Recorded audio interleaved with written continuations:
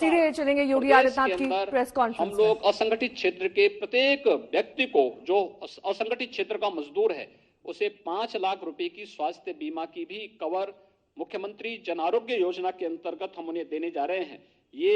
बड़ी योजनाएं इस क्षेत्र में उन लोगों के लिए उपलब्ध कराई जा रही हैं जो लोग अब तक इन सभी योजनाओं से वंचित थे और एक प्रकार से अव्यवस्थित से और खानाबदोशी उनके जीवन से था। उसको व्यवस्थित बनाने के लिए लगभग 1 करोड़ से अधिक असंगठित क्षेत्र के लोग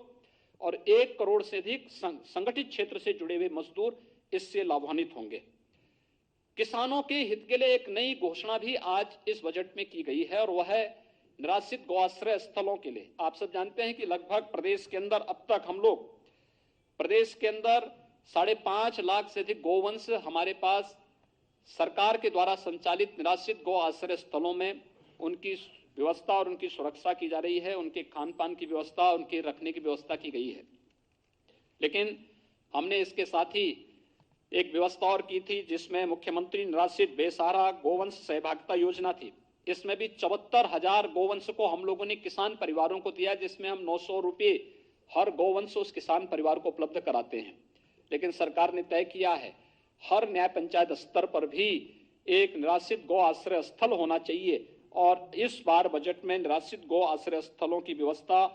के लिए भी धनराशि की व्यवस्था की गई है, जिसको हम स्थानीय एनजीओ के माध्यम से उसको संचालित करने का कार्य करवाएंगे। इंफ्रास्ट्रक्चर और वहां की जो लैंड होगी सरकार की होगी और एनजीओ की साथ मदद से हम इसको संचालित करने का कार्य करेंगे। इसके साथ ही नगरीय क्षेत्रों में भी हम इस प्रकार की योजना को संचालित करने का कार्य करेंगे और ये कार्य आगे बढ़ने के साथ ही वाराणसी में गोकुल ग्राम की तर्ज पर प्रदेश के अंदर भी हर न्याय पंचायत स्तर पर फिर बाद में इस गोकुल ग्राम के रूप में इस तर्ज पर इसको आगे बढ़ाने की एक बृहद कार्य योजना को हम आगे बढ़ा रहे हैं।